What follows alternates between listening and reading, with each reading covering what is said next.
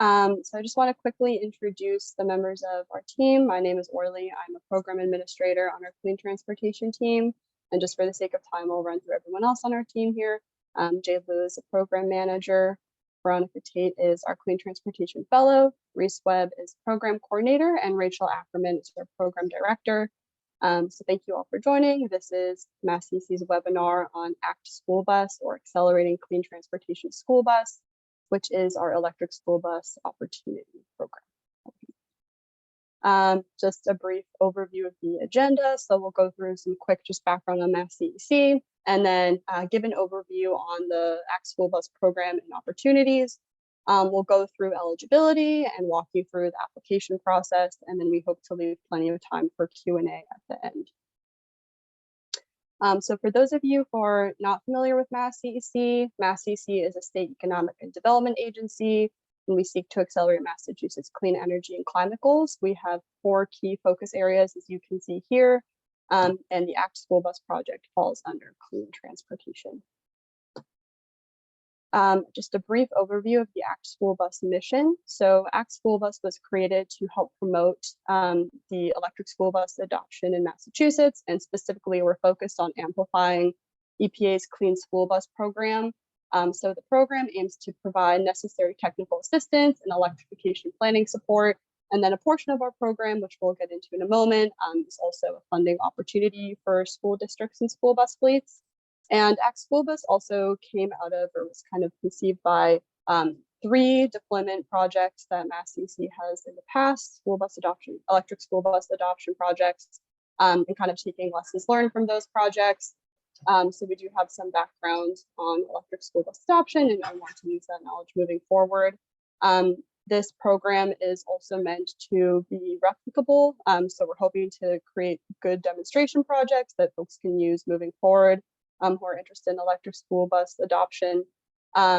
And we also want to make sure we're representing school districts across Massachusetts, both at various stages in the electrification process, but also both urban and rural districts, etc. So ACT School Bus is broken into 2 different program opportunities, and we'll go in depth so that you have a firm understanding of the difference between the 2. The first is our deployment assistance program. And so for those of you who've had a chance to look at our website and the request for proposal page that's up, that is for the deployment assistance program. So this is a grant opportunity, and it's a flexible funding program. We anticipate selecting probably 3 school bus fleets to receive up to $2 million in funding. And this program will be to provide both the flexible funding and then technical assistance to ensure successful electric school bus adoption and deployment.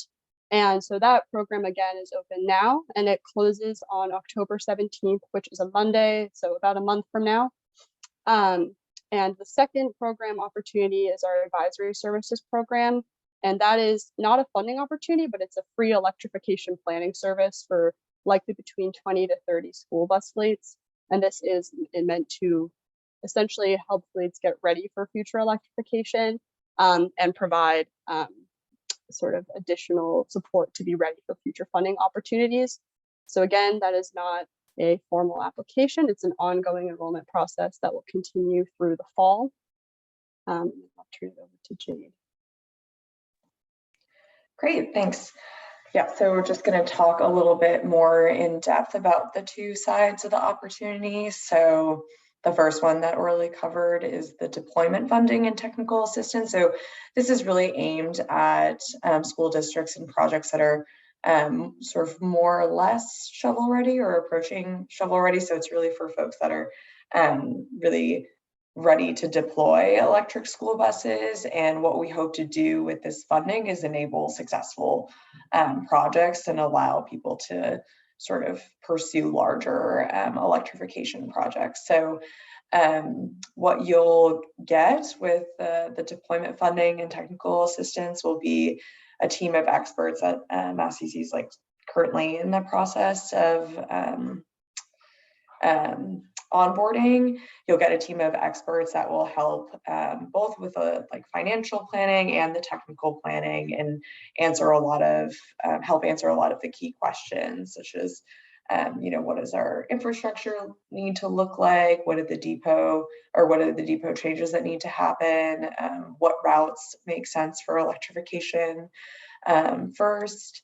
And in addition to that sort of fine-tuned technical assistance, we're offering additional deployment funding that will be sort of much more flexible than some of the other funding opportunities out there, both federal and in the state. So it'll be funding that's available to cover sort of unexpected costs that go along with deployment, as well as things that might be needed on the project team. So like school district staff time, that sort of thing. Yeah, I think that covers that. Yeah, and happy to answer any more questions. And there's a lot more detail in the RFP. And then in terms of eligibility and prioritization, so basically we're looking for applications that are led by public school districts, including charter and vocational schools, and definitely hoping to have sort of a range of different operational models. So we know that there's a lot of school districts in Massachusetts that work with third-party fleet operators. So we're definitely looking to get sort of project teams where the school district is leading the team, and maybe they have a third party or two third parties on board for the projects. But yeah, the takeaway is that we're going to be pretty flexible in terms of the project team composition, but the lead applicant needs to be a public school district. In terms of prioritization, we're following the EPA's lead on the priority districts. So we have an appendix in the RFP that lists all of those districts. So they will be given preference in the funding opportunity. And then other things we're thinking about in selection are, again, as Orly mentioned, a range of districts within the state, both, yeah, in terms of geographic diversity and diversity in ownership model. And then, yeah, just quickly reviewing again the funding opportunity. It's up to $2 million in sort of flexible funding to cover additional capital costs, et cetera, and then technical assistance from a team of consultants. And something I just wanted to make really clear, because we know it's a little bit confusing that there are two different opportunities, is that folks are welcome to apply for this opportunity and fill out the interest form for advisory services, but you will not be selected for both. And the reason for that will hopefully become clear as I explain advisory services in more detail. We go to the next slide. So this program is more targeted towards school districts and school bus fleets that are really interested in electrification and want to learn more, but are not quite ready to deploy projects. So what we're hoping to provide with these services is a really actionable electrification plan that, again, includes financial planning information, including information about external funding opportunities, and technical planning. So thinking again about what needs to happen to the depot, what areas are good for electrification, what routes can be electrified first. And right now, again, we're in the process of onboarding the technical experts. So we have an interest form available, and we would just say, even if you are planning on applying for deployment, please do feel free to fill out the interest form. It's really quick, and it's just meant to get a very basic baseline of your fleet. And then, yeah, for eligibility and prioritization for this program, either school districts or third-party school bus fleets can be like the lead applicant, so to speak, and enroll.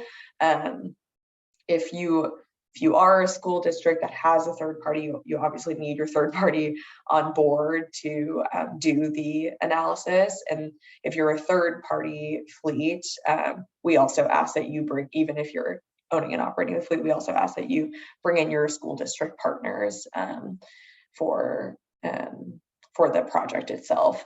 And then similarly with the deployment funding, we are following the EPA's lead and looking to prioritize the priority districts in this program. But given that we're serving more fleets here, obviously I think there's maybe 20 or just over 20 priority districts. So we likely will reach a broader pool with this program. And then again,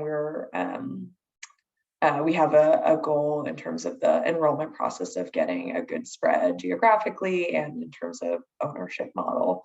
And then again, one more overview is that we're not giving funding with this opportunity, but we are giving free planning services. And we anticipate that these sorts of services will set folks up really well to go after additional federal funding or later state funding opportunities. We want to give a quick run through essentially of the application materials and the application process. So once again, the RFP that is posted is for the Deployment Assistance Program. And so in addition to the RFP itself, there is a list of attachments. The first attachment is really just meant to be informational. It's a list of the EPA Clean School Bus priority districts so that you can cross-check if you're not sure if your school district is on that list. The second attachment is the acceptance form. So that is essentially saying that you have read through the RFP and you understand and agree to those terms. The application form itself is something that we anticipate that the consultant team could be on board and help with, and so partially for those who've completed the Clean School Bus application, there is that, I think it's an Excel spreadsheet that gives an overview of like the replacement bus information. And so for our application, if you've already completed that, you can submit that Excel, or we have our own Excel that you can use just for the replacement bus information. In addition, since this is a grant program, we have a list of questions to answer as well. Again, a technical consultant can hopefully help with that, and we're also happy to answer questions as they come up. The attachment D is a proposed budget, and we'll run through that in just one moment. Again, the technical consultant should be on board to help with that. And same with the proposed site plan, which is attachment E. And then attachment F is, again, just for your viewing. It's a sample agreement. So that is essentially what you would end up needing to agree to or sign if you are selected for the grant. And again, we do anticipate and hope to have the technical consultant on board to help with the application. If you do have any questions, please email us cleantransportation@masscc.com, and we are happy to provide application support as we can. So just a deeper dive into the budget proposal. Essentially what we are looking for is to understand, first of all, what your grant request is from MassCC, and then how much you anticipate the total project to cost. So that would obviously differ depending on the scale and size of your project. And if you have applied to other funding opportunities, what that anticipated cost share would be. And then if in your case, your school district would contribute to this project, how much you would contribute. So this is broken up into direct labor costs, subcontractor costs, and then direct materials and other costs. And you can see some examples here. It's also in the Excel spreadsheet posted on our website. These examples are filled in so you can have an idea of what we're looking for. And then within the RFP itself, there's, I believe, an overview of the direct materials and that we would consider to be eligible versus ineligible. And if you have specific questions, again, we're happy to kind of answer that on a case-by-case basis. So there are instructions with this budget. Again, the technical consultant can hopefully be on board and help with that. And then again, we are interested in your total grant request and then how much you anticipate the full project to cost. And then for advisory services, as Jade mentioned, this is not like a proposal or an application in that sense. At this moment in time, we just have an interest form that you can fill out. And again, we're in the process of onboarding the technical consultant for this project, and formal enrollment will begin kind of later this fall.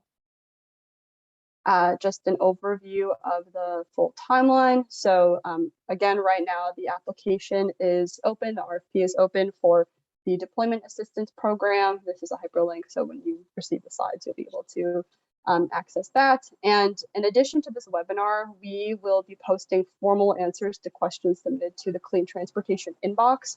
If you want your question answered on our site, they're due this Friday, September 23rd. And we will also likely post relevant questions from this Q&A as well. But if you have questions that weren't answered here, we will get back to you individually, but we'll also post them more formally on our site.